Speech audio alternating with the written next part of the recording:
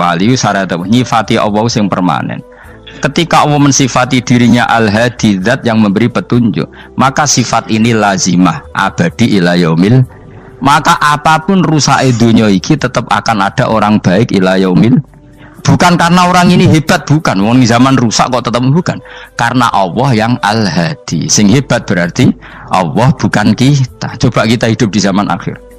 Wong wedok do katokan cekak, fitnah kayak apa? Kayak apa fitnah kita di zaman akhir? Perkara apa dadi fitnah? Jagone ra dadi menteri geger. Nah jenenge dunya. Jenenge dunya, tapi tetep do saleh. Wong ibadah tambah ke kaji lo antri. Del kaji 36 juta. Indonesia ku antri-antri puluhan tahun.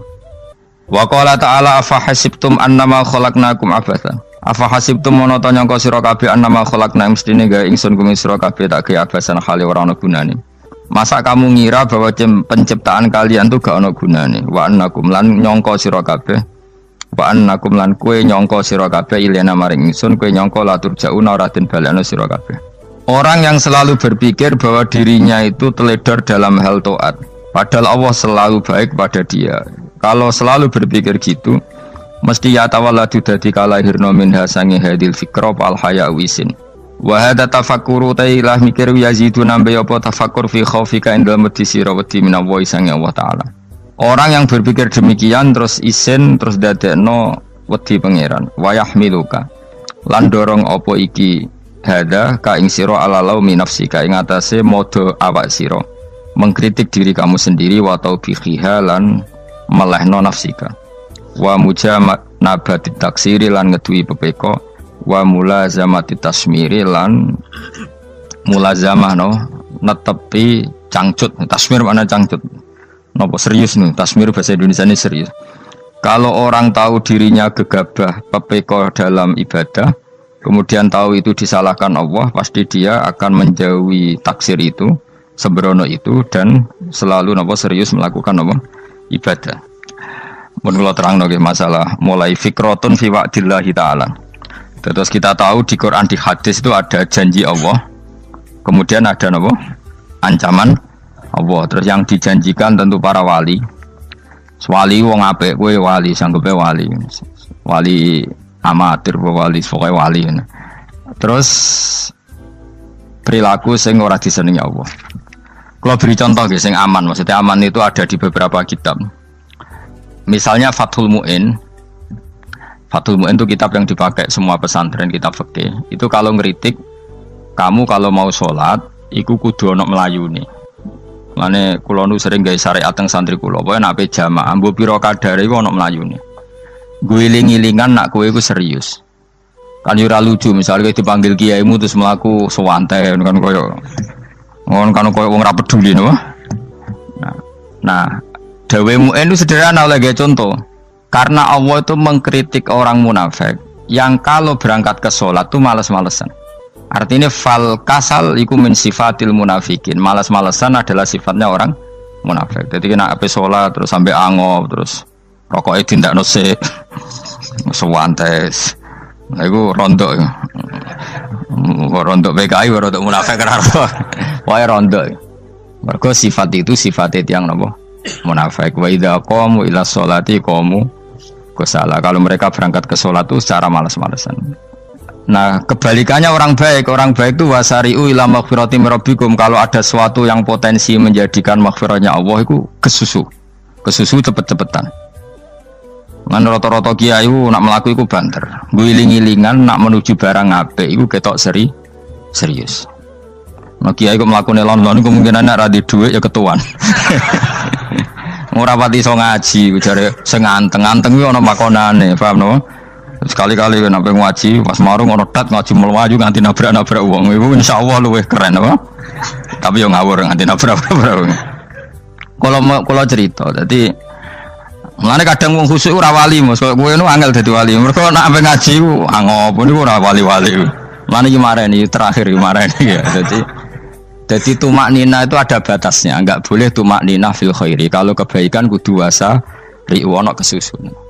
Sebagian ayat kebaikan diredaksen Allah fafirru ila wa firru ku melayu. Jadi kan apa ngaji kok lon-lon pe jamaah gak seru, kudu napa? Melayu. Ono Melayu nih, ono unsur cepet-cepet. Mulane kadang wong anteng ra dadi wali-wali mereka kenemenen. Paham ya? Ini peringatan ke wong Solo mbek Jogja nih. Nah bab iki ape wong Madura. Tapi nak hadis la takhdab ape wong Solo mbek Jogja. Dadi kok plus minus apa?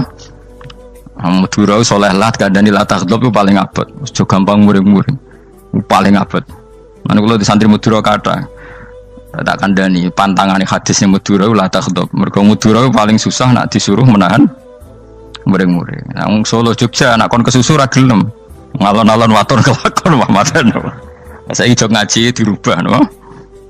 Sing wong Jogja koyo Ruhin barang Melayu. Sing wong Madura. Ora napa? Ora emosi. Jadi ya enggak apa-apa, memang kita tidak pernah sempurna. Nah, kula wong Pantura radi seneng misah wong Pantura niku. Mergo belah no. Tapi ini penting kula aturno. Makanya tidak ada ibadah yang Nabi itu tidak kesusu. Bahkan saking kesusunya Nabi itu pernah ada kejadian dan ini nggak bisa ditiru secara fikih. Saya ulang lagi ini nggak bisa ditiru secara fikih. Ada air itu kira-kira ya hanya sekitar 100 meter. Tapi saya ulang lagi ini nggak bisa ditiru secara fikih. Nabi itu tidak wudu, tapi tayamum yang dekat sama debu di dekat kamarnya Nabi. Itu riwayat yang memang nggak bisa ditiru tapi harus dibenarkan. Ketika Nabi ditanya, kenapa engkau tidak menuju air itu? Jadi, saya tidak yakin sampai air itu. Padahal saya kesusu nang suci. Jadi saking inginnya Nabi nang suci itu sudah yang dekat tayamum saya tayamum. Tapi saya ulang lagi ini nggak bisa ditiru secara fikih. Karena kamu tidak akan hadir kayak Nabi. Makanya ini tak peringatkan kamu kan tidak akan hadir. Meniru aku yang kira iso, meniru Nabi itu baru iso. Iso Gus nak nyuruh jajal maca kitab koyo aku nak melengkar kabeh. Jadi Nabi pernah ngalamin itu ya. Jadi itu enggak sampai 100 meter ada air. Mungkin enggak sampai 50 meter bahkan. Tapi Nabi itu pas panik. Mungkin saking hadirnya pada Allah ingin posisi suci. Itu tayamum. Ketika ditanya al-amru asra'u min dzalik. Urusan bisa lebih cepat timbang itu. Saya pernah ngalami seperti itu tapi tidak se ekstrim tayamum. Wudu pakai aqua, pakai. Jadi saya pernah di mobil, kemudian saya pas usul, mobil tak suruh berhenti terus saya wudu pakai air aqua. Padahal ya dekat masjid ya dekat. Karena kadang tadi kepanikannya orang-orang dekat Allah itu beda. Itu pokoknya butuh asro, butuh melakukan sesuatu yang cepat. Ada contoh lagi yang lebih ekstrim. Ada ulama punya baju dua, karena orang Arab kalau pakai pakaian kan celana terus sarung baru jubah. Makanya orang Arab itu biasa pakai lafaif berlapis-lapis pakaiannya. Ya pastinya pas kondisi ideal itu biasa lafaif. Ya kayak saya misalnya kan nggak pakai kaos karena orang priayi kan mesti pakai kaos baju. Cuma saya nggak pernah pakai jas dianggap nganten malah repot. Kalau disungkan, kalau di jas kuatakan. Gara-gara dianggap kiai rata-rata nak ngaji kan aku jas. Karena jaluk kan nggung nyai. Wah bingung, bos ngekek iku niat sakake, Gus Bak ora jas ora kelar tuku tapi ya ora ro. Niate elek apik ya ora ro. Kemungkinane iku nganggep aku ora kelar tuku terus ngekeki. Itu berarti suudzon yang terlembagakan. Kemungkinane ya saking takzime wae kepengin kiai ini duwe jas. Utawa kemungkinane nih Gus Bak iku lomo ben dikekno wong ra jelas-jelas ya. Enggak ngerti dan ndak perlu dikonfirmasi ben supaya ngamal. Lah kiai ini lagi wudu, wong Arab lagi adus ning hammam. Hammam itu pokoknya di sini kan ono pemandian umum sekarang sama lah di. Pas di pemandian umum itu beliau ditugani santri nih, mulai dulu ya memang ada adat ya kalau kadang dia tindak itu di daerah santri nih. Aku ragam daerah Mustafa, lah melakukan gede malah loro kabeh.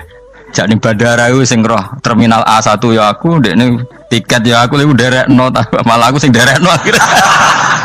Sembrono. Seloro kabeh diten. Opo ora ro. Swarga ya ora ro, dekne sampeyan nak tuntun ya ora ro. Singkat cerita, si kiai tadi dengar fulan saya minta baju karena yang miskin ini di dalam kamar mandi itu mestinya ya udah. Kiai sudah di kamar mandi, itu bilang ke santrinya, "Cung, baju itu kasihkan satu sama yang minta tadi." Terus kata santrinya, "Ya Syekh, halla badaan ghusal tambok kamu jangan ke susu, kamu mandi dulu, engkau mandi dulu baru ngasih. Terus kata beliau, hati saya pas itu ingin ngasih. Setelah mandi saya selesai, mungkin hati saya sudah rubah, tidak ingin apa? Ngasih. Jadi cepat itu imma takut mati, sehingga kamu tidak sempat melakukan kebaikan, wa imma takut rubah. Apa? Takut rubah. Kan iso wae pas adus karena mungkin lagi seneng-senenge kena banyu, lumo. Barang 200 medit. Kan yo ora roh. Anak pas lomo lakoni wae engko kan iso medit. Atau pas sampai lomo wis mati. Potensi jadi kita ini mengejar waktu mati dan mengejar berubahnya pikiran apa? Berubahnya apa? Pikiran. Pokoknya walhasil dalam semua kebaikan teksnya Quran itu fafirru ilallah, lari. Firor itu maknanya apa? Lari. Nah, itu yang saya minta lah. Jadi apa tradisi tertentu. Tapi memang tradisi tumak nina itu bagus. Saya hormat sama orang Jogja, Solo, Magelang itu hormat. Tradisi tumak nina itu bagus. Tapi kadang kenemen. Karena ada momen di mana kita harus ke susu. Misalnya kebakaran kan ke susu. Kalau takut kebakaran sehingga kita harus ke susu, apalagi ini kebakaran rokok, spring, itu lari. Ya, jadi ini kita harus fair. Makanya guling-gilingan. Saya tuh kalau manggil santri kok kurang lari itu tak marahin. Bukan karena saya ingin bikin syariat. Kalau mau jamaah gitu, sa'i samu kudu mlakune iku beda. Makanya sa'i itu kan maknanya melaku kecil. Itu hebatnya Islam. Tawaf itu kan yang 3 kali pertama itu disuruh romal itu lari-lari apa? Kecil. Sa'i juga sama. Itu guling-gilingan, kita ndak boleh sowan pangeran dingin-dingin saja. Emang kalau loh. Cara pangeran terus ana wong tawaf mlaku mbek angop terus santai. Iku bangune apa ibadah. Kangen aku ta ora kok saenake dhewe. Nek melayu kan seru. Apa?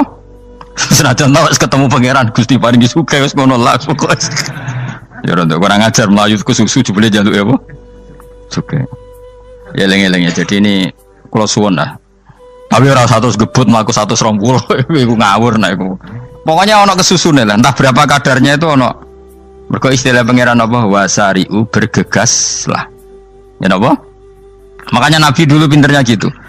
Ada Bani Sulaim, Bani Ghifar itu punya adat tumak nina. Itu sama Nabi dipuji. Adat kamu bagus tumak nina, tapi dikurangi tumak ninahnya kalau dalam kebaikan harus ke susu. Ada daerah yang temperamental. Dikandani Nabi la taghdab. Ya sama seperti di kita kan.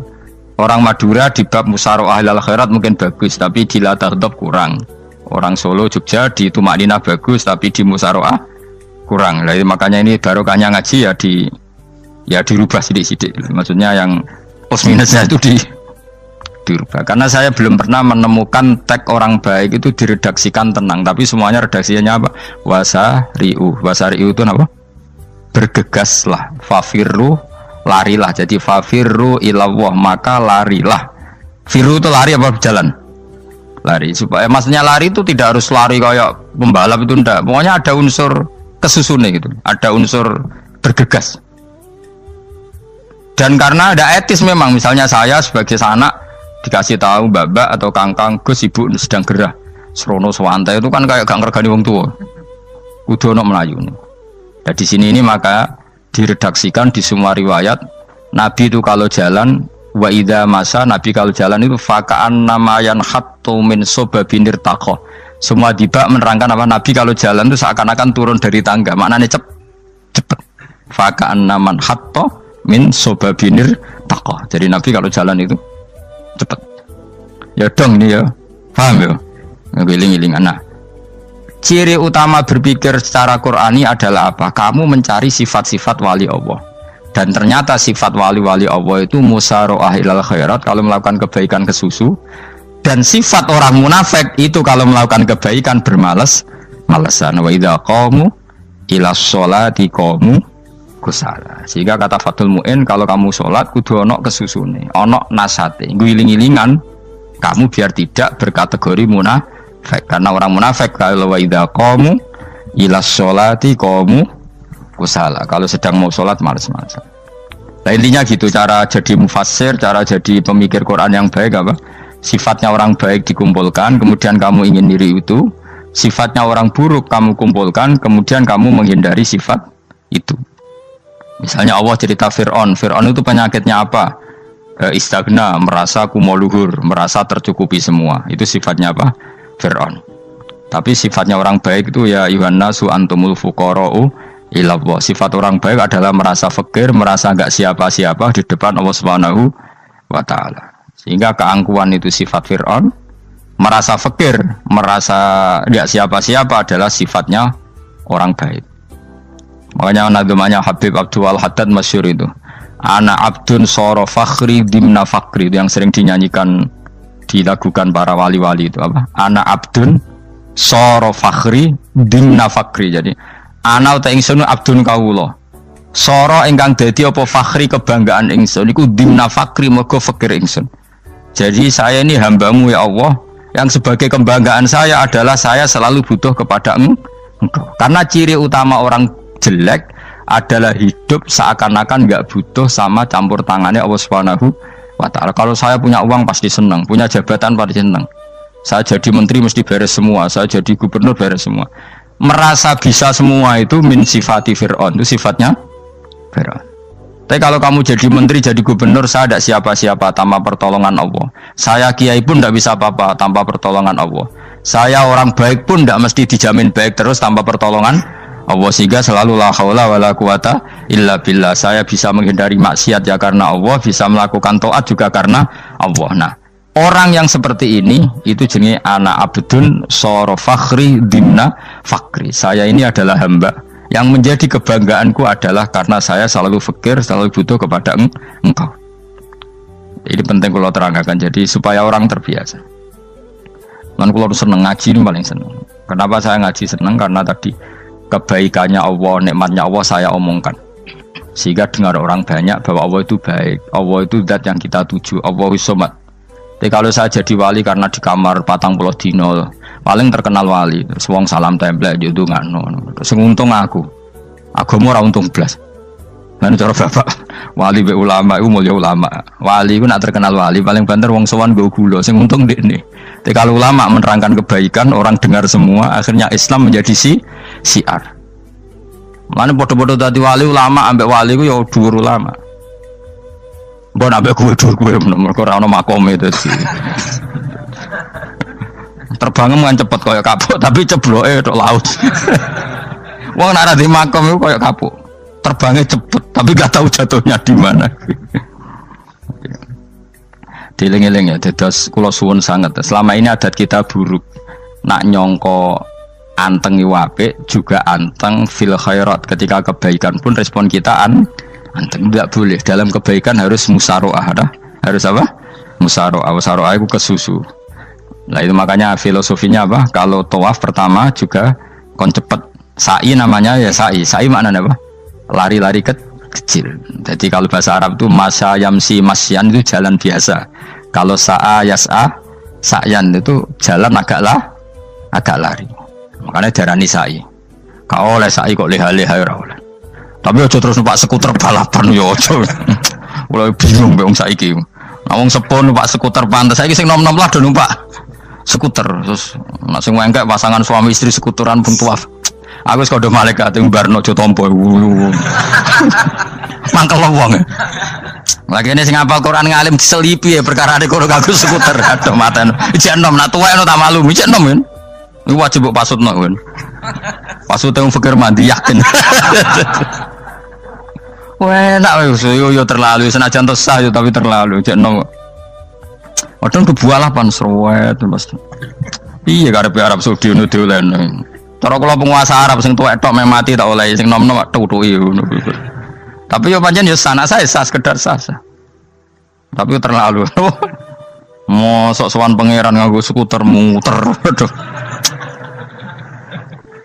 Nah, sembrono. Yo coba lakoni yo awas yo. Kecuali wis tuwek mati wis ngono.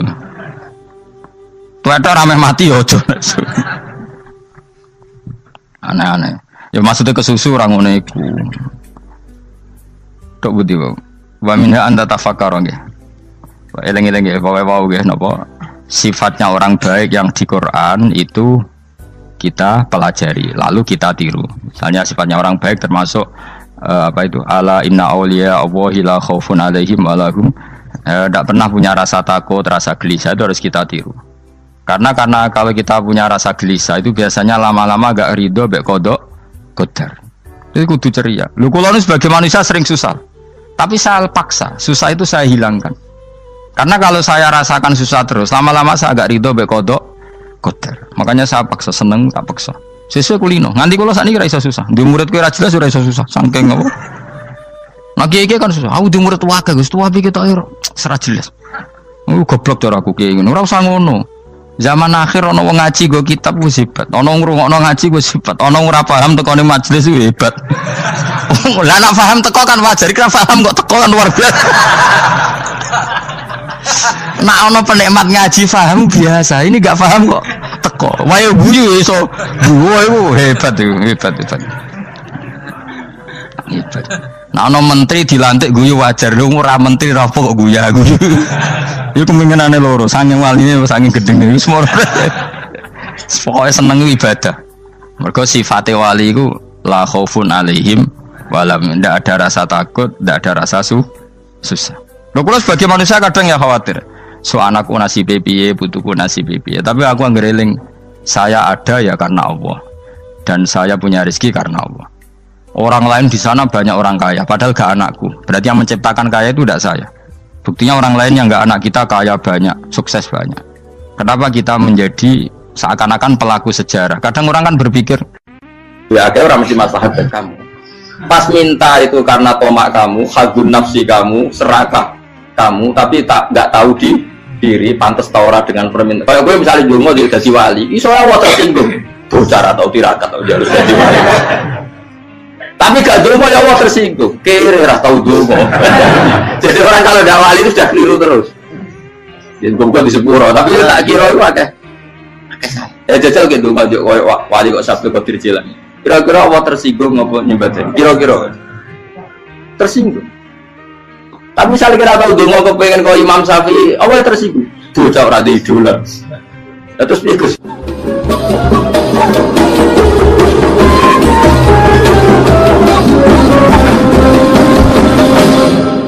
Artinya gini loh, ketika manusia mengatakan mampu, itu ada sekian hal yang manusia itu tidak ikut melakukannya, tidak ikut menciptakannya. Misalnya kue nyupir, supirana enak, punya pengalaman, tidak kecelakaan karena apa? Nyupir kue enak, mobilku normal, mobilmu normal lah, atau wabrak mobil ya mabuk gak. Nah di sini ini manusia dituntut, diingatkan terus, kamu itu butuh Allah, rahmat Allah itu yang melindungi kamu, bukan keahlian kamu, bukan kecakapan, karena tanpa itu semua tidak bisa, semuanya Allah. Ya, tapi manusia tadi gara-gara misalnya tadi mobilnya normal, dia punya keahlian nyupir, terus mengklaim kalau keselamatan dia itu karena hati-hatinya dia, karena mobilnya normal. Padahal ada sekian catatan yang menjadikan dia selamat dan semuanya itu kudrahnya Allah Subhanahu wa Ta'ala. Misalnya gak ditabrak wong mabuk, gak ono gempa, gak ono bumi merekah. Misalnya kita pintar nyupir lah terus bumi mangap terus kita templung nggak apa-apa. Pemenang daerah-daerah kayak ya rasa tak sebut nomor itu. Kira tahu muka siapa yo, bener mari tak sebut nomor yang ngeri. Intinya Indonesia ora aman, tapi kita tenang aja satunya ora aman kabeh, ora sing aman.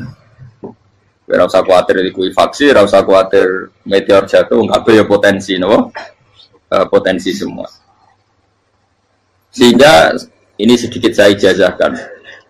Suatu saat kata Rasulullah, saya yang Mu'ad melihat kamu hanya sejengkal di depan para ulama ketika nanti di akhirat. Terus Mu'ad tanya, Rasulullah tanya, kenapa kamu hanya satu jengkal dengan derajatnya para ulama ketika sowan Allah? Terus jawabnya Mu'ad, kamu punya amal apa? Terus jawabnya Mu'ad, ya Rasulullah, saya tidak pernah melangkahkan satu kaki, kecuali saya tidak pernah yakin apa bisa melangkahkan kaki yang satunya. Dan saya tidak pernah mengunyah satu makanan, kecuali saya juga tidak pernah yakin apa bisa menelannya. Dan saya tidak pernah bernafas satu nafas kecuali saya tidak yakin apa bisa nafas berikutnya. Saking dia tergantung ta'aluk semuanya sama kudrahnya Allah Subhanahu wa Ta'ala. Kalau kita ini kan sok. Kalau makanan sudah di depannya kayak pasti bisa makan. Kalau dia sudah sehat jalan seakan-akan pasti bisa meneruskan. Padahal 0, sekian detik gue melaku dihantam mobil ya selesai. Misalnya stroke ya selesai, tidak bisa jalan. Sehingga para wali-walinya Allah itu orang yang filah gotin min lahadzotin, setiap kedipan dia, setiap perilaku dia itu hanya ta'aluk ambil Allah Subhanahu wa ta'ala. Itu yang disebut ya ayyuhan nasu antumul fuqara'u ila. Nah, kemudian resiko makom ini, ya semua makom tak ada resikonya. Resiko makom ini itu biasanya dia lupa doa. Kenapa lupa doa? Karena doa itu terdefinisikan. Tak wari ilmu hakikat terus rumakno wis ra paham lah tak ulangno. Ya resiko ilmu saya ingatkannya. Ilmu itu kan ada dua. Ada ilmu yang karena didefinisikan. Dan itu akhirnya menjadi masalah. Sebenarnya ilmu itu tidak perlu definisi. Kedua, ilmu yang kita rasakan. Misalnya gini, kalau sama saya tanya, kamu pernah nggak minta jadi punya uang banyak? Nggak tanya, pernah nggak minta? Terus artinya minta itu apa? Terus kita mendefinisikan, menengadahkan tangan, bilang ya Allah, saya minta uang banyak, saya minta ingin beli mobil. Itu namanya apa? Tidak jauh saja. Doa kan?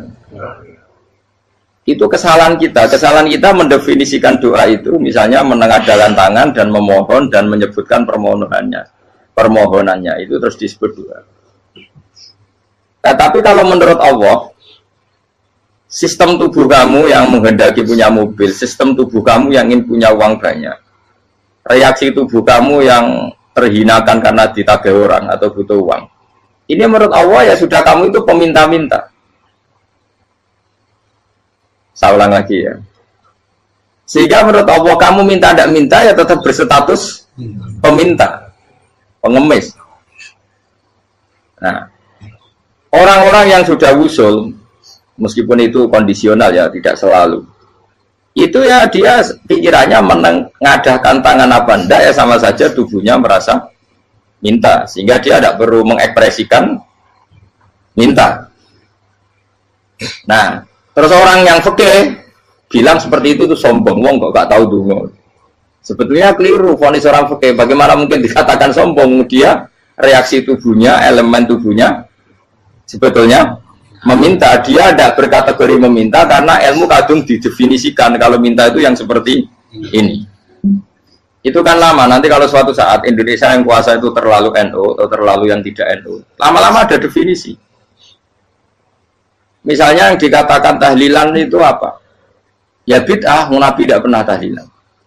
Sahabat tidak pernah nahlilin Nabi. Malah nanya kaji Nabi jadi tahlil. Mana nih tahlilan jalukno sepuro mayit, kaji Nabi jalukno sepuro. Sehingga dengan tradisi itu tahlil itu masuk definisi bid'ah. Karena nggak pernah dilakukan sahabat dan para tabi'in. Ya salahnya kamu definisikan. Tapi kalau udah kamu definisikan, diarani tahlil, ya mau la ilaha illallah. Terus mungkinkah satu bacaan la ilaha illallah dilarang? Wong ra oleh maca kalimat tauhid. Jadi misalnya tahlil itu nafatno kalimat tauhid. Mau ketok orang ora iso dilarang tapi nak tahlil itu mitung dinane mayit kaya budo. Samane kriminal. Enak. Ya sudah seperti itu. Makanya banyak orang salah itu karena ilmu kadung didefinisikan. Nah, definisi itu sebenarnya tidak mengikat dalam banyak hal. Ini penting saya utarakan. Ya karena seperti itu. Makanya itu masalah-masalah besar antara kita dan firqah-firqah yang lain. Masalah ahli sunnah, terus masalah yang lain-lain. Memang, ya sudah seperti itu. Ya saya ulang lagi ya.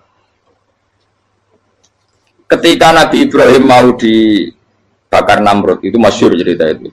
Dan kemudian jadi namanya Habib Syahid. Habib Syahid itu sebetulnya hanya ngutip Habib Abdul Haddad. Jadi syair itu sebenarnya ada di Diwanul Haddad. Apa? Diwanul Haddad. Diwanul Haddad itu syair-syair Abdul Haddad ketika beliau usul, beliau mukasyafah. Terus bagian dinyanyikan Habib Syahid terjadi populer. Saya ulang lagi ya. Tubuh kita, misalnya kamu lapar, perut kamu kan mereaksi minta makan. Andaikan kamu itu Tuhan, kan kamu tahu bahwa perut kamu itu minta makan. Tanpa kita bilang ya Allah saya minta makan, Allah tahu kalau reaksi tubuh kamu minta makan. Sehingga orang yang tidak minta pun asal makomnya makom yang ikrar, mengakui kalau dia butuh, ya namanya sudah minta. Tapi fikih kadang mendefinisikan sing darane minta itu hanya madhep kiblat terus menengadakan dan sebagainya. Ya sudah kita sebagai orang pengikut ya yang ikuti fikih, yang ikuti tasawuf sebetulnya itu definisi yang sepihak. Sehingga ketika Nabi Ibrahim mau dibakar Namrud, masyhur itu cerita itu. Beberapa hari mungkin bulan-bulan orang disuruh Namrud cari kayu sebanyak-banyaknya. Ketika kayu sudah terkumpul mungkin satu lapangan, Ibrahim mau dibakar. Pegawai Namrud itu bingung caranya mencalok Ibrahim. Mereka saking gedene napa? Api. Nak dicalok ke ado itu ratok tengah. Nak diparekno itu kepanasan. Masyhur. Setan zaman itu orang akeh tadi ya setan tenan. Saya kan duplikatnya sakit tadi setan rata muncul. Wong duplikatnya wis napa? Akeh. Singkat cerita setan itu muncul pura-pura jadi manusia terus ditemukan manjane. Manjane kayak semacam ketepil besar yang jadi mana ya dari kiai-kiai ketepil haram mergo penemune setan. Jari ini tuh. Tapi nak manjanik penemuan setan itu betul walhasil terus dibikinkan satu manjanik semacam ketepil besar terus Ibrahim dilemparkan ke api lewat apa ketepil tadi idenya siapa setan. Nah ketika di tengah api itu unik, kata malaikat Jibril datang terus tanya sama Ibrahim, ya Ibrahim apa kamu butuh saya? Butuh alakah haja apa kamu punya kebutuhan? Jawab Ibrahim lah saya tidak punya kebutuhan. Amma ilaika fala, kalau ke kamu ndak, karena kamu makhluk apapun keren kamu Jibril tetap kamu makhluk. Amma ilaika fala, ndak maksudnya butuh ke Allah nanti saya nyampaikan. Malah dinya Nabi Ibrahim kalau Allah ndak usah kamu sampaikan ya sudah tahu. Gua be Jibril. Oh aku ditekak kan. Ya saya ulang lagi, apa kamu punya kebutuhan? Alaka hajalah amma ilaika fala, kalau ke kamu ndak.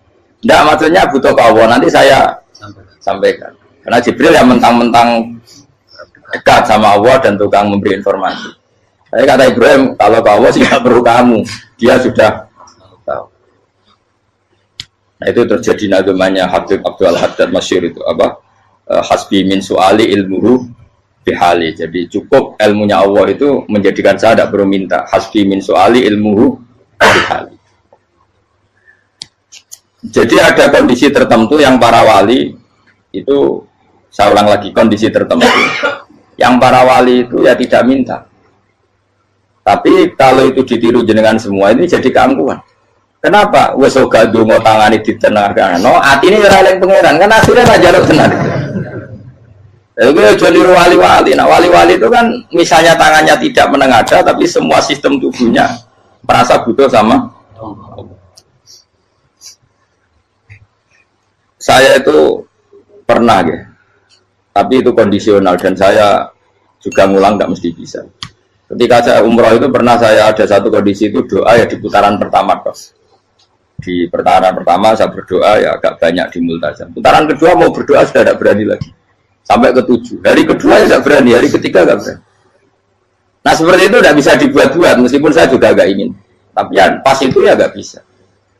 Gara-gara itu korban kitab hikam, ya kitab hikam yang terkenal. Kitab hikam itu pernah cerita gini. Rubbama dallahum al-adab ala tarkit tolak. Terus di antara makalahnya itu wa inna ma yunabbahu man yajuzu alaihil ikhfal. Tapi kamu jangan niru dosa kan. Tapi jangan ingkar ilmu ini tambah dosa kowe. Jadi niru ya dosa, ingkar ya dosa. Jadi ada seorang wali kata hikam. Kadang-kadang seorang wali itu mau doa diulang itu sungkan. Kenapa? Yang perlu diingatkan itu yang potensi lupa. Allah kan masih ingat doa kemarin. Lalu gara-gara saya sebelum umroh itu mensinau kitab hikam itu agar aku dulu. Ya Allah, sing tak dungani ini aja eling kok tak eling nomene. Jadi wa inna ma yunabbahu man yajuzu alil yang bisa diingatkan hanya orang yang potensi lupa. Sementara Allah tidak akan. Tapi kan akhirnya dua elik. Ya Allah kayak kemarin. Hari ketiga ya Allah kayak. Makanya menurut saya ilmunya orang hakikat itu juga dari sisi kriminalnya karena ya tadi. Tapi kamu ingkar ya keliru. Memang Allah gak mungkin lupa, ngapain kamu ingatkan. Makanya menurut saya Allah itu mazat terbaik, benar-benar Rahman Rahim. Mestinya Allah terbaik itu mau bedino malah ngamuk. Lah aku lagi tapi mbok elang eling kok. Tapi Allah itu maklumi ya, dengan kekeliruan. Kita ini kan selalu keliru. Donga terus juga keliru sebetulnya. Karena seakan-akan kan mengingatkan seseorang yang mungkin lupa. Wong Allah tidak pernah lupa kok, kamu ingetin terus. Atau kamu menggurui Allah, yaitu ya Allah nang sebadani kalau di diake, padahal nggak mesti maslahat bagi kamu. Diake orang mesti maslahat bagi kamu. Maka ada sekian contoh yang wali itu dibully pangeran. Saya sering cerita, banyak cerita wali itu dibully pangeran, digarap pangeran. Ini gara-gara salah itu. Saya pernah cerita dan itu ada di hikam itu di kitab itu. Itu ada. Ada wali itu tukang hamal itu manol di pasar itu tukang angkut. Jadi kalau ada orang bawa barang berat diangkut dia, terus misalnya kalau dulu mungkin ya ke kereta atau ke singkat cerita terus diupai. Saat dapat apa dia pasti pulang karena dia hanya butuh makan satu piring karena dia tirakat makan satu piring untuk ibadah 24 jam. Singkat cerita dia ngeluh ya Allah, kamu tahu, engkau tahu saya ini pecinta engkau, saya ini hanya butuh makan satu piring untuk kuat sholat. Tapi kenapa harus jadi juru manol? Berilah saya rezeki yang tanpa kerja. Nah, selang sekian hari dia dituduh maling, terus di penjara, terus dapat rezeki tanpa kerja. Dia terjawab kenapa jadinya gini? Kan kamu minta rezeki tanpa kerja. Ya itu penjara itu rezeki tanpa kerja kan. Jadi Allah memperlakukan para walinya itu memang unik. Ya kadang dibully. Sehingga dalam cerita-cerita kenabian, kata Qadiyat itu, nggak ada orang yang sering dibully Allah kayak nabinya. Karena nabi itu orang yang dicintai Allah. Jika salah sedikit saja itu, toro pangeran, toro kampus itu digarap, pokoknya dibontor, salah sedikit. Misalnya begini, Nabi Yakub itu kan nabi. Dia mungkin yang jauh nggak tersadar, nyembelih apa itu anak sapi itu di depan indukannya. Ya beliau mungkin spontan saja, Pak. Kalau kamu yang melakukan pasti tidak ada hukumannya karena Allah dapat peduli sama kamu sudah lah. Artinya nggak peduli salah pantas saya nggak jelas ya gitu. Tapi ini Nabi. Ketika itu terus indukannya sapi tadi ya Allah, Yakub itu kekasihmu. Saya tidak berani sama dia karena dia kekasih. Tapi saya tutup menuntut keadilan. Dia harus merasakan susahnya dipisah dengan anak. Meskipun dia tidak nuntut rasanya roh anak sebelah itu tidak ada se-ekstrim itu. Sapinya itu hanya nuntut ya Allah dia harus merasakan sakitnya terpisah dengan anak. Akhirnya Allah menciptakan Yakub mengalami terpisah dengan Nabi siapa? Yusuf. Itu kalau kata Qadiyat, itu kalau yang melakukan tidak Nabi pasti nggak dibully Allah, dibiarin. Karena Nabi ini yang melakukan. Nah. Terus ini Nabi Yusuf lagi, malah rasa daftar wali berat. Nabi Yusuf itu di penjara itu karena terdolimi apa karena memang dia salah? Terdolimi. Dan Nabi Yusuf itu Nabi. Nabi Yusuf itu Nabi betul memang benar-benar. Meskipun ganteng dia Nabi. Syaratnya Nabi ganteng kira-kira mlebu. Nabi itu harus ganteng, nggak boleh. Nabi elek ora oleh. Karena Allah isin di kekasih keriting elek. Allah ya di selera. Kabeh Nabi mesti yang paling ganteng di kaumnya, yang paling nasab. Nggak boleh Nabi kok pesek, keriting, tidak boleh. Tapi kalau sudah jadi orang soleh oleh kita, kalau Nabi tidak boleh. Nabi Yusuf bukan, masyhur kan cerita Nabi Yusuf dengan siapa? Zulaikha. Dan belum ada orang dalam keadaan darurat masih cerdas kayak perempuan. Jadi singkat cerita, ketika Yusuf diajak Zulaikha selingkuh nggak mau kan keluar dari kamar. Dalalah kebetulan wa alfaya sayyidah Rajal. Itu si Zulaikha tadi spontan langsung bilang, wahai suamiku, apa hukuman orang yang ingin menodai keluargamu? Itu wong wedok. Padahal dia agak terencana, dia pun nggak bayangkan kepergok suaminya. Itu dalam keadaan kepergok itu masih cerdas. Suamiku, apa hukuman orang yang mau menyelingkuhi keluarga Anda? Singkat cerita suaminya murka, terus Yusuf di penjara, terdolimi. Ketika di penjara, kemudian Yusuf punya keahlian mentakwil apa? Mimpi. Kan tadi suaminya Zulaikha itu tidak sampai raja ya, kira-kira PM atau menteri. Raja itu punya mimpi yang bisa nakwil itu hanya Yusuf. Singkat cerita terus utusan raja datang ke Yusuf dan takwilan Yusuf terbukti benar. Tapi Yusuf ini seorang nabi, saya ulang lagi Yusuf seorang nabi dia tapi ya manusia. Bilang gini ke utusannya, coba bilangkan ke raja kamu di penjara ini ada orang yang di penjara secara terzalimi yaitu saya. Tolong laporkan ke majikan. Itu Allah tersinggungnya itu bukan main. Nabi kok lapor makhluk. Itu tersinggung. Nah, aku kan gak piye. Ngajak proposal ya Allah rapi piye. Wis pokoke Allah kowe wis rapi piye wis. Wong sampean swargane ya ora langsung wae ngono. Pokoke kira-kira kan sudah enggak perlu ditegur. Makanya fa'an sahu syaitanu dzikra rabbi fala bisa fi sijni bid'asin. Maka Allah mentakdirkan utusan raja tadi itu lupa melaporkan peristiwa Yusuf ke raja tadi. Sehingga raja nggak pernah dengar kalau ada orang di penjara karena Allah tersinggung. Wong kowe ku nabi kok lapore ambek penguasa. Ngono tok iku wis Allah tersinggung. Karena dia nabi, nggak boleh nabi lapor makhluk. Jadi Allah itu dengan nabi itu sangat-sangat sensitif. Sangat-sangat sensitif. Ya begitu. Terus kita terkenal, meskipun ini nggak ada di Quran, Nabi Musa. Nabi Musa itu pernah sakit gigi. Karena dia mentang-mentang kalimullah, orang yang sering komunikasi dengan Allah, minta ya Allah, tolong tunjukkan obat gigi saya itu apa.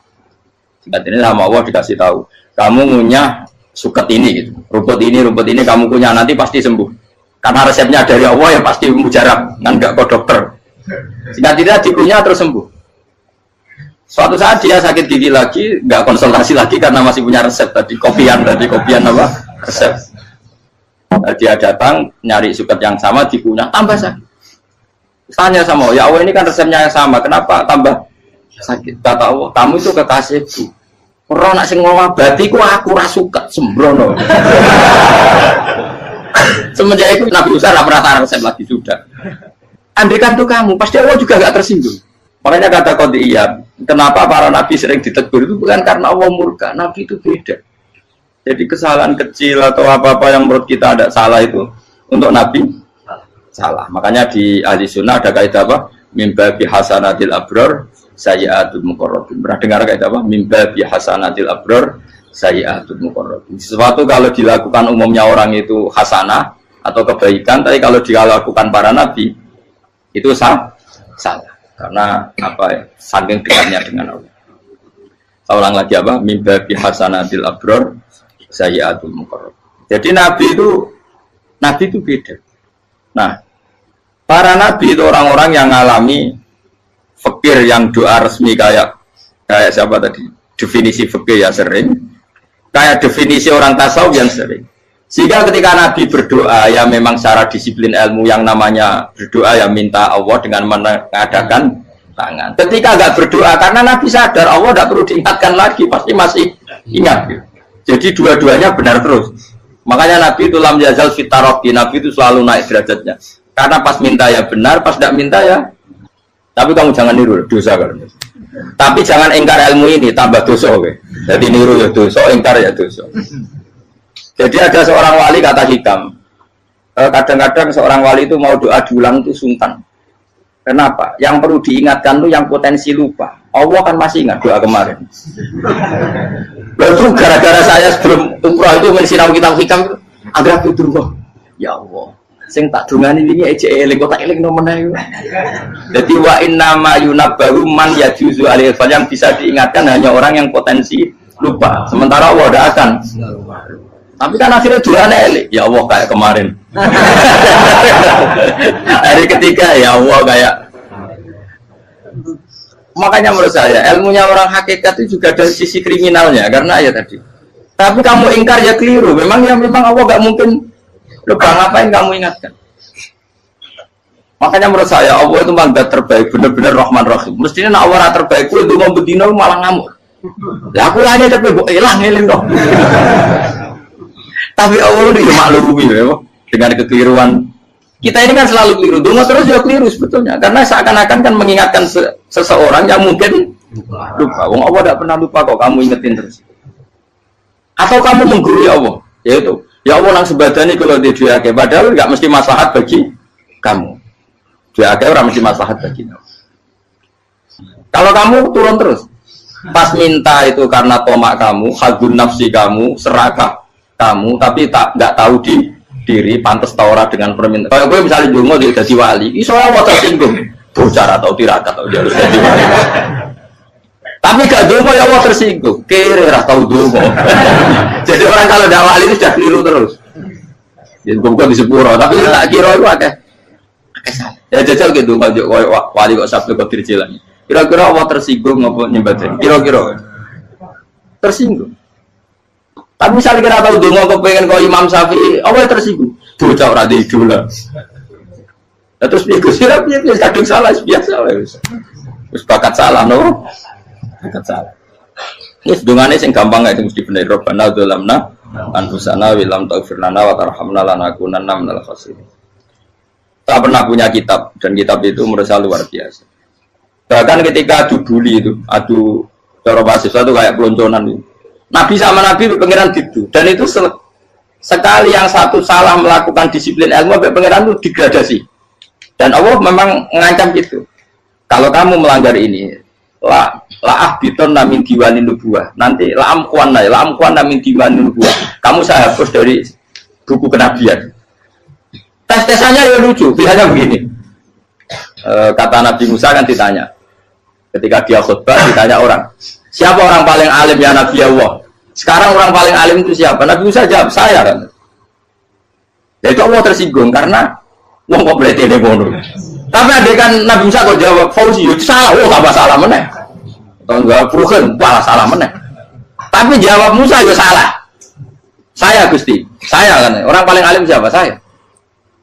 Allah memperingatkan Musa, ada seseorang yang lebih alim ketimbang kamu. Coba kamu harus ketemu dia. Ketemu dengan cerita ketemu Nabi siapa? Khidir. Terus dalam 3 sesi ini, 3 babak ini buli-bulian. Nabi Khidir itu dalam 3 babak ini selalu kelihatan salah. Di antaranya adalah kalau sekarang ya mungkin di gonjak sepeda motor atau perahu kalau dulu yang menggratisi dia numpangi sepeda motor malah spionnya dicopot gitu. Spionnya dicopot, dirusak. Tapi Musa kan sudah digratisin malah rusak yang motornya yang apa? Menggratisin. Nabi Khidir masih tenang. Kamu tidak paham. Ya, Nabi Khidir mesti tidak kamu tidak paham. Itu kata surahul hadis termasuk Ibnu Hajar al-Asqalani bilangin. Setelah itu kedua membunuh anak kecil. Musa tambah marah. Anak yang belum punya dosa kok kamu sampai 3 kali ada 3 peristiwa. Itu kata surahul hadis. Andai kan Musa kok diam tidak protes, maka dia akan disalahkan Allah. Karena dia berarti membiarkan kemungkaran di depan matanya tanpa reaksi. Jadi sebetulnya ketika Musa berontak itu Nabi Khidir, Nabi tenan gitu. Jadi itu kan unik. Tapi berontak yang disalahkan. Jadi angel, sandi tes-tesan jadi Nabi itu angel. Misalnya kok Nabi Musa itu kayak model santri Jawa Timur. Nabi Khidir salah, derek mawon. Ya nabi jero barang mungkar. Menengae. Berarti ya nabi goblok kira-kira. Makanya memang Musa harus konsisten seperti itu, harus demo terus. Kayak saya misalnya sebagai kiai, ya harus seperti ini cara mulang saya. Nggak boleh saya misalnya terus anut mulang terus tawadu, meneng terus ora karu-karuan. Jadi andaikan Musa kok tidak protes itu malah salah. Ya memang harus. Dan itu Nabi tenang. Makanya Nabi itu akhirnya respect. Tidak ada hati sebaik Abu Musa. Risi itu gak nyaman ketika melihat kemungkaran. Jadi itu punya poin. Tapi lucunya Nabi itu yang jalan. Tak ada rasa kok komen tak kok. Tapi harus disalah no. Ya aku cari Nabi Musa. Ya jajal, dari peristiwa mana aku tak sabar rata kok. Kau jajal nih. Barang dijajal ya protes mana? Barang protes mana? Tinggal 1 kali kesempatan. Kue takok mana? Wes rada di muridku. Dikasih kesempatan lagi ya protes mana? Tapi itu justru itu menjadi kelebihannya Nabi Musa karena syarat seorang nabi adalah al-musaroah ila ingkaril mungkar kata Ibnu Hajar al-Asqalani. Syarat seorang nabi adalah secepat mengingkari sesuatu yang mungkar. Enggak boleh. Ya toh kan misalnya kita jadi murid terus gurumu itu gandeng artis atau gandeng penyanyi dangdut. Dia derek mawon. Jadi guru bener gila banget. Tapi kalau orang guru tersinggung, ora hikmah itu. Dia kan bingung loh. Di guru ini kan bingung loh. Soalnya kayak di guru jadab, orang Jawa Timur apa? Gurumu gandeng penyanyi dangdut. Reaksimu piye? Jadi saya takut. Ayo loh, nak elek kan gak iri. Biasanya nak elek itu nak iri. Sekarang Pak. Sing ayu, sing potensi iri. Kira-kira reaksi kamu itu milih derek mawon apa berontak?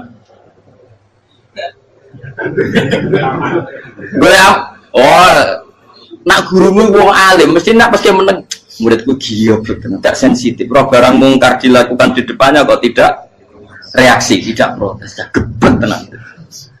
Tapi lucunya guru mau nak protes, gak luwe akhlak. Guru lagi senengnya kok rawat. Nah Nabi itu kan buli-bulian. Jadi Nabi Khidir dengan Nabi Musa itu tepat-tepat. Karena dua orang ini sama-sama kekasih Allah. Itu Nabi Musa justru barokahnya itu dia tidak pernah kelasmennya di bawah Nabi Khidir. Semua ulama sepakat kelasmennya Musa tetap di atas Nabi Khidir. Sehingga yang berlakunya tetap ilmunya Nabi Musa, bahwa membunuh anak kecil tidak boleh, merusak perahu milik orang lain tidak boleh. Karena Allah tetap lebih respect dengan ilmunya Nabi Musa. Nabi Khidir tetap ilmunya nggak dipakai, meskipun dia disebut hakikat. Karena ilmunya Nabi Khidir ngani ngoyo. Ngani ngoyo wong ape mutus kok ngenteni nginceng Loh Mahfud. Lah sing iso iku sapa? Barang ra mungkin kok.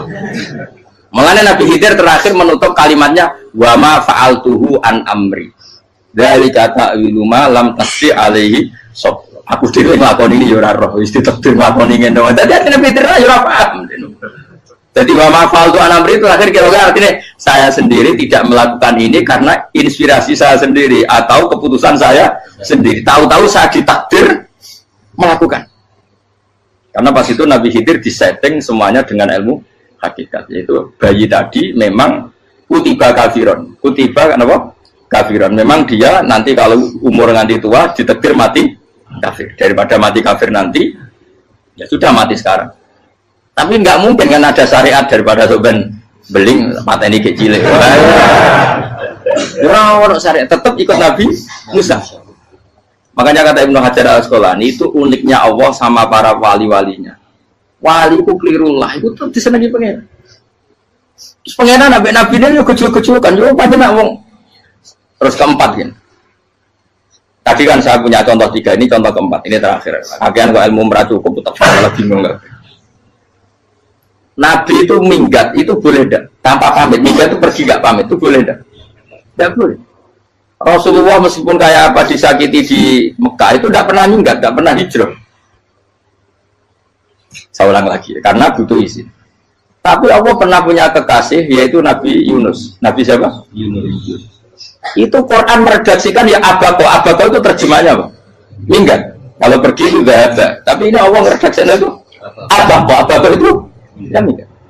Nabi Yunus itu dakwah di daerah Nainua. Ya. Nainua itu ya Babylon sana. Kampungnya namanya Nainua. Ya daerah Babylon. Babylon itu kalau di geografis modern ikut Irak.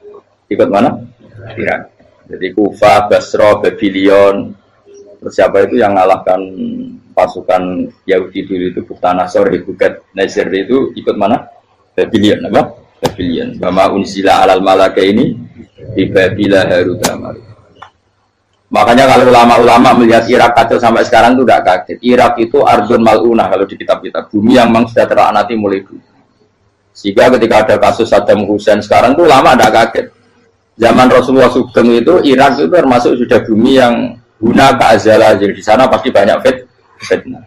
Fitnah pertama yang dicatat sejarah adalah Mautul Husain, apa? Kabudutnya Said siapa? Husain di Karbala. Era Imam Syafi'i adalah zaman mifnah, ulama dibantai karena dipaksa mengatakan Quran apa? Makhluk. Terus konflik-konflik sampai era Saddam Hussein terus era sekarang jadi. Nah kita ini ulama sebenarnya tahu tarikh itu.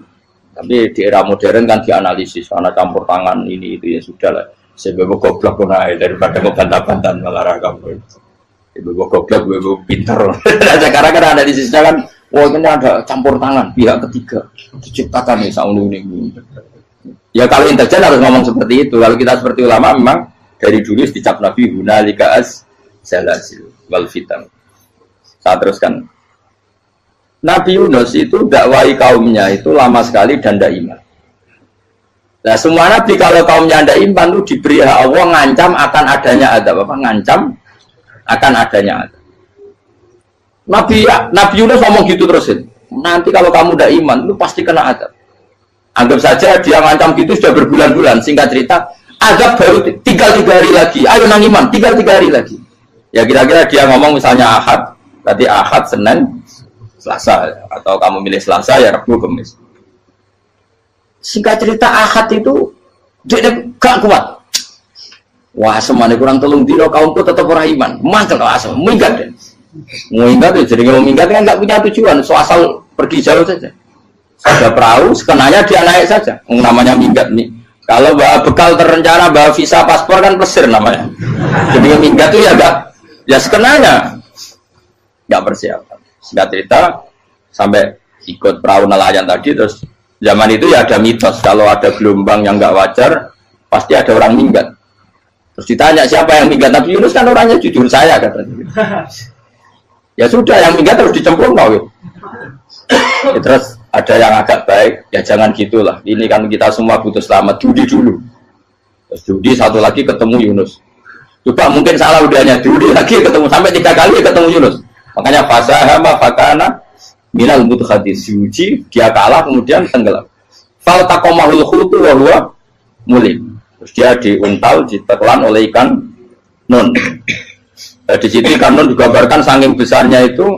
Dan ini uniknya Allah sama kekasihnya. Sudah Allah menyalahkan tapi unik. Ikan ini kan itu sama Allah dikasih instruksi. Kamu nggak boleh makan dia. Dia kekasih saya. Terus ketika di tengah di perut apa? Ikan, dia kegelapan. Terus Nabi Yunus cita-citanya satu, ya Allah, kalau saya sumpah diri saya tidak bisa baca tasbih. Akhirnya sama Allah disulap perut ikan itu jadi masjid. Jadi dia di dalam perut ikan ya santai saja tetap wiridan. Santai. Karena ada figur mati Allah ilaha illa antas fanak ini kuntum nazal. Ya dia santai aja wiridan karena perut ikan bagi dia adalah masjid. Ya dia disalahkan Allah karena abako tadi minggat hijrah tanpa pamit. Tapi juga dibila-bilain Allah, ikan tadi tidak boleh nelan. Ini perlakuan Allah sama orang yang bikin. Tapi karena dia Nabi uniknya apa? Dino Ahad itu kaumnya udah nginceng ngomong Nabi Yunus. Rame-rame nginceng. Lucunya cara nginceng gini. Nak Yunus ning omah berarti bodoh. Ngomong ana ada kok dene tengok. Mulai dinceng Nabi Yunus itu enggak ada. Oh tenan ono ada. Mulai wong rawani ning omah. Itu uniknya pangeran. Jadi mau dia minggat dia salah. Mau dia orang minggat berarti kaumnya. Jadi kalau ada kaum gempa bumi liku faksi kok dia neng. Oh, karena orang tenan rak Melayu. Nyatanya gak Melayu. Jadi bahwa didesain minggat. Tapi nabi kan jadi salah. Nabi jora pamit. Makanya masyhur saya itu punya kitab karangannya Habib Alim Alamah, babanya Habib Anis, Habib Ali bin Husain yang ngarang apa? Ali bin Muhammad bin Husain karang yang disebut duror itu diantara doanya gini. Tapi jangan tiru loh, biar awali bro. Aku rawani niru, cuma saya hafal secara ilmu, tapi saya tidak berani. Waj'al sayyiati man ahbabta. Ya Allah, jadikan kesalahan saya itu kesalahan orang yang kau cintai. Terus pokoknya salah lain jadi pengiran kadung seneng, salah lain ya sampai wae wong seneng. Waj'al sayyiati man ahbab. Terus kayak gue lah dimanja wong tuamu, anak paling disayang. Salah wae lucu. Kowe cah cilik. Kowe seneng cah cilik. Salah wae lucu. Becano gelas ya lucu, tiba ya lucu. Tibane cah tuwek-tuwek. Terus jelalatan mulane tiba. Nah itu barang kau menginceng omahe Nabi Yunus gak ono wong. Wah, berarti adab mau turun betul. Andai kan adab tidak jadi turun, pasti Nabi Yunus berarti di tenang. Wes. Barang mulai malam Kamis, adab itu sudah kelihatan. Ada puting beliung, ada apa, sudah jelas pasti ada adab. Kaum yang lapangan tobat finish. Secara bal-balan menit-menit apa? Terakhir. Wes, apa-apa ditampa tuh nanti. Wes gak sido tak adab wong kowe tobat. Singkat cerita Nabi Yunus hari ketiga atau apa dia selamat. Pakai versi yang umum saja. Selamat. Faltaqamaul hutu bahwa falaula annahu kana minal musabbihin la bisa fi batni ila yaumi yub'atsun. Akhirnya dimuntahkan sama ikan tadi terus dia keluar. Barang keluar tanya-tanya kabar gimana kabar kampung Nenua, baik-baik saja. Kabar awal dimulai karena dia tahu kalau orang bohong itu dihukum mati. Padahal dia bohong katanya Kemis itu ada adab, ternyata kampungnya baik-baik. Padahal baik-baiknya karena mereka tobat. Jadi masyarakatnya nyari dia karena mau iman. Si nabinya gak berani pulang karena nanti hukum mati. Itu pangeran nabi kekasih itu dia. Pangeran ya bully gitu. Oh itu beda-bedaan. Wong kekasih pangeran. Aku yang hati itu langsung diadab. Jadi pangeran kekasih itu beda. Orang koyo. Akhirnya bener sama ini mulai. Wah nak mulai aku disiksa. Perkara nih kalau pembohong itu dihukum mati. Masyarakat yang boleh tenan. Mereka malam kemis kok ada azab tenan. Waktu sudah tobat. Disebut falau laka anas koryatun amanat fanafa'aha imanuha illa qauma Yunus lamma amanu kasyafna anhum adzabal khizyi fil hayatid dunya. Enggak ada kampung yang saya adab kecuali kasih tak adab, kecuali kaum Nabi Yunus. Aku semua ngadab loh. Pas menit terakhir kita adab tobat. Akhirnya situ ada pangeran. Iku kaum Nabi Yunus. Iku yo barokah ninggate Nabi Yunus. Lah iku Nabi. Wong keliru kok barokah. Iku nabi. Umpama Nabi Yunus ora minggat, kaumnya berpikir Yunus pokok. Wong ape ana adab kok tengok-tengok ning ngomong. Tapi pas minggat tenan iki salahno pangeran, minggat kok gak paham. Hikmat. Amalane kira usah protes. Wali itu beda, kekasih pangeran itu sama dengan sing dialami Rasulullah sallallahu alaihi wasallam ning Sulhul Hudaybiyah. Semua perjanjian itu salah secara hukum fikih. Bukan salah lagi, sangat salah cara ukuran fikih. Sehingga semua sahabat itu protes kecuali Abu Bakar As-Siddiq. Cuma semuanya ngomong Umar, tapi semua sahabat akhirnya ya mencoba di antara perjanjian gini. Pertama kan enggak biar sampean enggak terlalu jadi teroris, enggak terlalu jadi ekstremis. Memang ya usah jadi teroris, ya terlalu jadi teroris. Semua itu mungkin kan, dunia semuanya mungkin. Singkat cerita Nabi itu sudah di Hudaybiyah. Hudaybiyah dengan Mekah kan tinggal sekitar paling 40 kilo.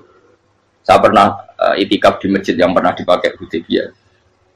Kan sekarang jadi mikot ya, termasuk mikot umroh di Mekah kan apa? Hudaybiyah kan mikot di yang terkenal kan apa? Jirona, Tanim, Hudaybiyah. Itu perjanjiannya tuh gini. Perwakilan dari Quraisy namanya Suhail bin Amr, siapa? Suhail bin Amr. Perjanjiannya gini, Muhammad kamu tidak boleh masuk Mekah. Kamu boleh masuk Mekah itu tahun depan.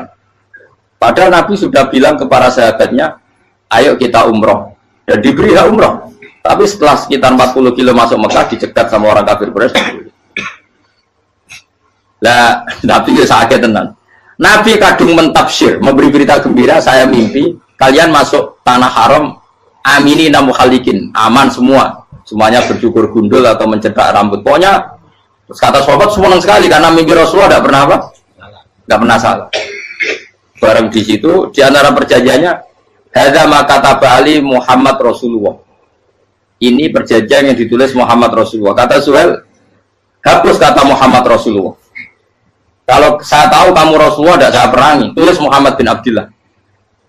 Kata Rasulullah, ya Ali hapus tulisan Muhammad Rasulullah. Kata Ali, tidak saya akan menghapus setelah Muhammad Rasulullah. Saya tapi unik.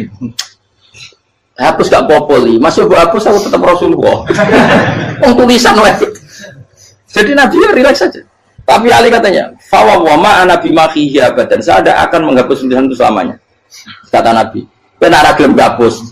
Tanganku didono, aku sing hapus. Nabi kan umi tidak bisa baca terus. Tangannya Nabi sendiri yang dilewatkan Ali ke tulisan itu sehingga terhapus. Nabi ya relax. Wong tulisan aku harus ditulis Rasulullah itu tetap Rasulullah. Nabi masih relax. Terus perjanjian kedua, kalau ada orang kafir Quraisy masuk Islam harus dikembalikan, karena berarti keluar dari habitat. Tapi kalau sudah Islam kok masuk kafir lagi harus dibiarkan, karena berarti kembali ke habitat. Nanti bilang ya nggak masalah. Semua perjanjian itu merugikan Islam. Itu secara fakta pasti salah. Akhirnya Umar itu protesnya keras sekali. Ya Rasulullah, apa engkau masih nabi? Utakail senang. Apa engkau masih nabi? Dan Nabi saya santai, balai ya saya masih nabi. Tapi kenapa kamu hinakan kita dan memberikan kehormatan pada orang-orang kafir itu? Jawabnya kan Nabi lucu. Ya agama itu kayak pangeran. Masih aku perjanjian yang ngono kok pangeran sing angkat agama iki tenang wae. Kan Nabi itu perjanjian gue manusia gampang. Jadi Nabi itu sange imannya Allah tetap yu'izzu hadzal-din. Allah pasti memuliakan ini agama. Apapun perjanjian yang diciptakan manusia. Makanya bapak saya, Mbah Mun, guru saya itu ngaram-ngaram tenan mikir Islam. Islam mbok pikir haram, ono sing duwe. Ben ngono.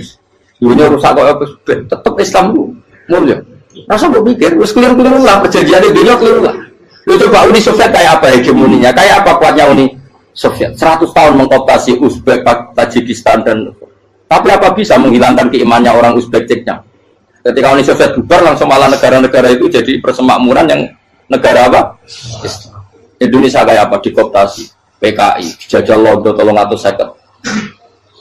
Mbah Soleh Darat alim itu zaman Londo, buyut-buyutku alim zaman Londo. Itu semondok Mekah ya alim.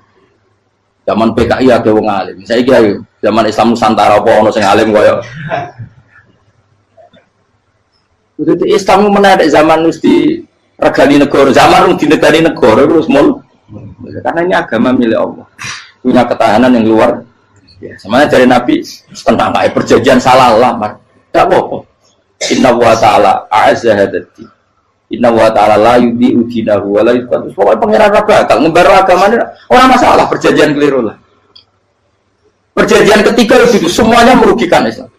Tapi apa kata Abu Bakar ketika protes Nabi gak dijawab? Datang ke Abu Bakar. Menurut kamu gimana? Jawab Abu Bakar lucu. Makanya ini menunjukkan makanya kenapa ahli sunnah berkeyakinan Abdul Sahabat itu siapa? Jawab Abu Bakar. Wes amar, perjanjiannya keliru lah, wes keliru lah. Kayak geremeng-geremeng santai negeri. Tapi la tadkhul bainahu wa baina habib. Kamu jangan masuk wilayah itu hubungannya orang yang terkasih sama kekasihnya. Wes gak masuk akal lah sebenarnya menengah. Ya sehingga ya sudah Allah punya. Ternyata nah perjanjian keempat ini yang agak Nabi hanya minta gini toh. Itu saya turuti semua, tapi saya minta satu hal kata Nabi. Bolehkan diskusi tentang Islam terbuka. Makanya diskusi terbuka itu baru kata Nabi. Jangan larang orang mendiskusikan Islam. Itu dok mintanya. Oke dari Suel, diskusi wae pikirannya Suel kan, diskusi wae. Enggak masuk Islam, diskusi. Jangan larang orang yang membicarakan Islam secara terbuka. Ada kata terbuka dari Suel, oke enggak masalah. Itu dok yang itu pun enggak jelas menentukan Islam apa? Enggak. Akhirnya apa yang terjadi? Darun Nadwa, tempat-tempat pertemuan, cara saat ini gerdu, gedung parlemen, semuanya itu diskusi. Sajane Muhammad itu sopot, konsep Islam itu, dan semua yang cerdas juga. Sajane ya benar Muhammad. Membawa tuh banyak giok tenan. Wonten giok tenan waktu kok di. Terus nak Yahudi, Yahudi ora bener bisa, Nasrani ora bener pangeran atau. Wah diskusi. Sesuai hasil diskusi sepakat, bukannya dia tetap bener Muhammad. Tetap bener Muhammad. Akhirnya hasil diskusi itu akhirnya mereka membatalkan perjanjiannya sendiri. Perkara baru kayak kamu. Malah Nabi ketika balik di Medina, Umar sempat protes yang dalam. Oke ya Rasulullah, saya terima konsep Anda, tapi saya menyisakan satu pertanyaan. Jadi jenengan ini ada ayat yang nurjuna la tadkhulunal masjidal harama insyaallahu aminina muhalliqina ru'usakum. Lah kok nyatane ra sida mlebu Mekah malah kita terusir kembali lagi ke Medina. Iku Nabi agak lucu ngendikan. Mar, neng ayat itu gak ono taune. Apa ono ayat itu tahun iki sing ngatene tahun iki ra kuwe. Dari Nabi yo ora ono taune. Dadi ora ono taune kok tahun iki dhewe kan kira-kira. Ayat itu kan gak ono taune, umare sing kira nafsiri tahun ini. Wong suatu saat kamu akan masuk Masjidil Haram. Tapi kan gak ono taune ayat. Apa di ayat itu ada tahunnya Umar dan Allah bilang tahun ini ya enggak, ya sudah kalau nggak ada tahunnya ya pokoknya mesti kapan-kapan terjadi, tapi rasa itu suka rugen kan kalau tahun nih orang saya mau aku udah nggak suka tapi tampung tahu bisa suwi. Nah akhirnya apa yang terjadi? Ada diskusi masif di Mekah. Setiap yang cerdas, setiap Nabi tanya Abu Sufyan siapa, Nabi mau komentar gini sama siapa teksnya. Misluhu la yajhalul Islam. Kalau Islam sudah didiskusikan, otak secerdas Ikrimah bin Abi Jahal, secerdas pasti tidak bodoh tentang Islam. Maknanya pasti akal yang waras memilih Islam. Wah, akhirnya Islam jadi masif. Ya sudah karena Islam sudah masif, tokoh-tokohnya cenderung Islam, akhirnya perjanjian itu dibatalkan sendiri. Akhirnya waro'aitan nasa yadkhuluna fi dinillahi afwaja. Akhirnya mereka berbondong-bondong masuk. Itu artinya apa? Nabi udah perjanjian cara fikih keliru wae, cara fikih cara dzahir keliru wae, tetap barokah. karena punya hubungan khusus dengan Allah Subhanahu wa taala. Makanya la tadkhul bainahu wa baina habib. Itu kan kayak ya sudah seperti di pangeran. Makanya Sayyid Ali itu soal pusing tiduran nak donga di antara doanya wa al sayyiati man ahbabta. Jadikan ya Allah kesalahan saya kesalahan orang yang engkau cinta. Karena ulama nyontono ngene, saiki Nabi Adam ambek iblis itu padha salah itu. Enggak jawab. Padha salah, iblis itu salah bodoni Nabi Adam salah. Dilarang mangan wit khuldi tetep mangan. Mau trimo rayuane sinten? Iblis. Tapi wong piye-piye pangeran itu seneng Nabi Adam. Sediluk diusir bar sumat tabahu rabbuhu fataba alaihi wa bar langsung Adam ora metu kok swarga diwarai. Dampe kepengin tak sepuro nggih, tak warai dongane. Iblis tak diwarai. Mana kena donga. Ngomong. Dadi mana ke ya pokoke wong disenengi menang kan. Lah kaya aja donga iku, kowe ora bakat wali biasa wae iki cerita. Ya sudah seperti itu. Ya, tapi emang ya sudah seperti itu. Nabi Adam itu orang pati keusir tenan itu fatala ko Adam Robbi kalimatin fatala. Jadi orang terlalu jauh dari surga. Kemana lagi pas pertama medun ke bumi sampai awal diwarai beberapa kalimat sing dadekno di sepuro. Qawat al sayyiati man ahbabta. Ini penting kalau atur namanya wilayah-wilayah kenabian itu wilayah yang kita tidak pernah tahu detailnya, tapi kita yakin Nabi itu para kekasih Allah. Dan agama Islam itu juga agama paling diridhoi. Maka di zaman apapun, kecewa apapun dengan perjanjian dengan negara maupun dengan dunia, Islam tetap di rumah pangeran. Kita harus kuat. Mikir Islam itu keliru. Nangit mayu oleh nak mikir keliru. Agama pangeran kok pikir. Saya masyhur. Sayyidina Umar itu kan khalifah paling sukses masalah futuhan. Di masalah apa? Futuhan. Dan Ibnu Umar setiap jalan-jalan itu dibully sama orang-orang. Ya Ibnu Umar, boleh kamu itu minta sama bapak kamu supaya dia nyebut penggantinya siapa? Atau bikin suksesi lah. Jangan kok dia khalifah sukses kemudian tidak jelas juntrungannya. Kan dia tetap mati suatu saat. Saking nggak kuatnya Abdul bin Umar, dia matur, ya Abah, engkau harus suksesi. Siapa ya pemimpin setelah jenengan? Lah kenapa? Orang-orang bilang kalau ada orang misalnya penggembala kambing terus ditinggal gelanggang itu dianggap dosa karena kambingnya pasti bocor. Apalagi ini urusan umat. Kamu tahu-tahu mati sebelum sesi ini pasti kacau. Umar langsung marah. Agama Islam juga sama dengan kambing kata Umar. Agama Islam agamanya pangeran, mesti diurusi pangeran. Aku mau khilafah. Aku mau sukses. Ben aku rasa mikir. Engkau lah diurusi pangeran. Jadi Umar itu justru sangat hormatnya sama Islam itu dengan cara gak mau mikir Islam. Gak mikir berarti gak khidmah ya, tetap mengkhidmati Islam. Seperti saya ini kan yang khidmati Islam lewat mulan. Tapi orang tahu mikir nasib Islam. Islam orang kondang biye. Ditinggal Abu Bakar melaku, Umar melaku. Wali Songo mbek kowe rak mulya Wali Songo. Saiki jurus mudin yo mlaku, jurus KUA yo mlaku. Jurus mubalek sing kadang matre ku yo mlaku. Berapa kiai sing dadi oknum perkara proposal? Ya agama yo.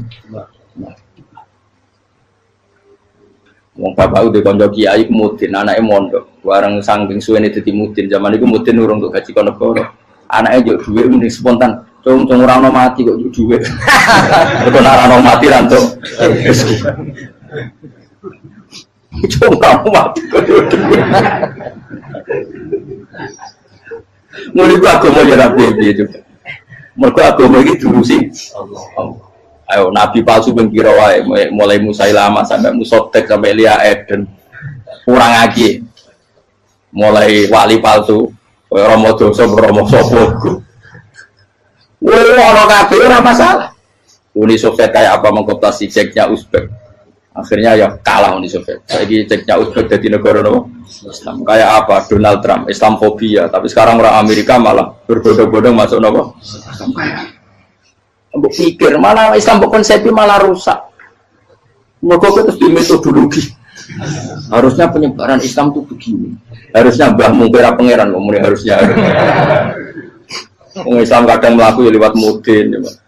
Saya itu punya santri ini kisahnya apa? Itu lahirnya di Bali. Itu bisa baca Fathul Mu'in. Lahirnya di Bali. Bahkan dia ketika SD itu tukang mimpin lagu Hindu. Bali itu Hindu, Hindu. Karena dia ketua kelas, tapi Islam. Semua. Jadi dia ikut. Gara-gara jadi bapak itu bakal sate neng Bali. Ya bakal sate berhubung sukses, ponakannya misalnya ini diajak orang Madura kan, aslinya orang Madura. Setelah kampung itu menjadi kampung Muslim, lama-lama berkebutuhan punya mas. Berhubung ke sana kiai ono masjid mosok ora di wong alim. Akhirnya anaknya di pondokno di Jawa. Pondokno di Jawa iso maca muin terus ngaji sama saya. Jadi saya neng Bali ono wong ora muin, ya ono santri di Bali maca satu muin. Neng Jawa kadang wong ora iso maca muin. Jadi mau bakal sate muter. Kayak Islam di Indonesia gara-gara pedagang Gujarat. Meskipun sejarah itu diperdebatkan ya gara-gara dagang. Karena mereka Muslim ya akhirnya menyebarkan apa? Jadi semudah itu Allah. Termasuk konflik Ali bin Muawiyah itu barokahnya sama susahnya konflik itu masih banyak barokahnya. Sayyidina Ali sama Sayyidina Muawiyah karena kita ahli sunnah ya tidak menyalahkan salah satu madzhab ahli sunnah ini. Itu barokahnya beliau konflik itu banyak sahabat yang migrasi. Ada yang ke Cina, ada yang kemana-mana. Termasuk yang diyakini para sejarawan, ada yang ke Selat Malaka. Termasuk akhirnya sampai ke Baros itu. Barokahnya orang nggak nyaman di Yaman itu di Syria sama di Irak. Jadi Allah ngendikan marojal bahro ini nopo yal taqiyan. Dua mata air itu dipertemukan. Itu banyak muara sungai itu bermuara teng nopo laut. Kados kali Kapuas, kali pundi-pundi ini sawangannya bermuara teng laut. Yal taqiyan di sawangannya ketemu. Tapi itu semua hanya firoil apa? Ini dalam pandangan Allah. Kulo nate banyak ngaji tenggene kitab-kitab karangan Imam Rozi. Imam Rozi itu ulama tafsir besar ingkang menjelaskan posisi Quran sebagai wahyu yang berkarakter bahasa. Jadi Quran ini wahyu, dia mesti bener. Tapi piye wae Quran itu bahasa. Niki rungaken ya. Jadi Quran piye wae napa? Bahasa. Jadi mungkin sampean gak kaget. Mungkin sampean gak kaget wong imane sampean ikan mokong, ora wati paham lah iman apa mokong. Tapi kok anak putune sampean kok iso janggal mbek Quran. Nak generasine kula jenengan ra iso jawab, kok anak putune jenengan wis ra iman mbek Quran. Iman raturan, jadi gak diilmiah. Contohnya ngeten nggih. Ketika banyak ilmuwan itu bisa dari orang Islam piyambak, dari orang Barat, baik itu sekuler, orientalis, Kristen, Katolik, macam-macam.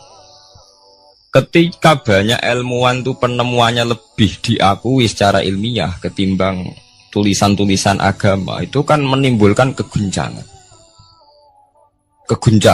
Ndadekno iman iku oleh. Misalnya ngeten sing terkenal.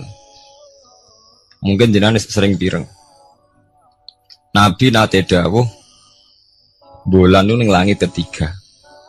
Nah, srengenge ning langit keberapa? Kok terus terakhir langit terakhir itu sing dinggoni Jibril. Oke. Terus ketika wonten berita bahwa para NASA Amerika itu bisa naik bulan. Rata-rata kiai desa dulu gak percaya. Nabi Muhammad sing nabi nak munggah ning bulan tak pamit mbek Jibril ngono ae ora mesti dibukakno ngenteni diintegrasi saiki sapa Muhammad mbek sapa Jibril dibukakno. Itu satu contoh. Kula dek dalu ngaji kalian santri-santri kula terangaken. Jadi masalah utama umat Islam itu antara lafadz ngene lugat iku terus diimani nganggo karpe dhewe. Lha iku sing dadi masalah utama. Lugat ya bahasa itu diimani menurut karpe dhewe, orang menurut karpe ilmiah. Contohnya gampang kan.